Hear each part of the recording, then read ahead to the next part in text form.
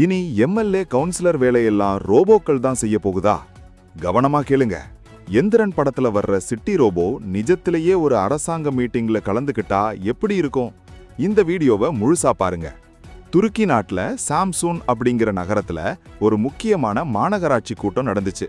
ஆனா அங்க எல்லாருக்கும் ஒரு மிகப்பெரிய சர்ப்ரைஸ்.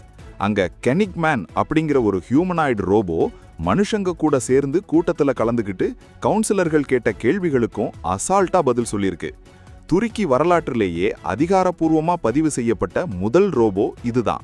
இது சும்மா நிக்காம கூட்டத்துல நடந்து வந்து ஓட்டு போடுறப்ப அதிகாரிகளோட உட்கார்ந்து கவனிச்சிருக்கு. கொஞ்சம் யோசிச்சு பாருங்க.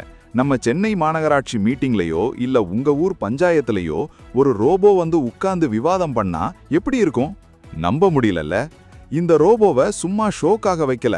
அங்க கெனிக் மேயர் என்ன சொல்றாருன்னா, மாணவர்களுக்கு சயின்ஸ் அண்ட் டெக்னாலஜி ஃப்ரீயா சொல்லி கொடுக்க இந்த ரோபோவை பயன்படுத்துறாங்களாம். துருக்கி நாடு இப்போ சும்மா இல்ல, ஏரோஸ்பேஸ், டிஃபென்ஸ், ஆர்டிஃபிஷியல் இன்டெலிஜென்ஸ்னு $10 பில்லியன் அளவுக்கு முதலீடு செஞ்சு பிரம்மாண்டமா வளர்ந்துட்டு வர்றாங்க. எதிர்காலத்துல எல்லாமே டெக்னாலஜி தான்னு நிரூபிக்கிறாங்க. ரோபோக்கள் நம்ம வேலைகளை மட்டும் இல்ல, அரசாங்கத்தையும் கவனிக்கிற காலம் வந்துடுச்சு. இதுதான் நம்ம உலகத்தோட அடுத்த பிரம்மாண்ட மாற்றம். நம்ம ஊர் அரசாங்கத்துல ரோபோக்கள் முடிவெடுக்கிறத பத்தி நீங்க என்ன நினைக்கிறீங்க? இது சரியா தப்பா? உங்க கருத்தை கமெண்ட்ல சொல்லுங்க. அப்படியே லைக் பண்ணிட்டு மறக்காம ஷேர் பண்ணுங்க. எம்எல்ஏ ரோபோ வந்தாலும் ஆச்சரியப்படுறதுக்கு இல்ல.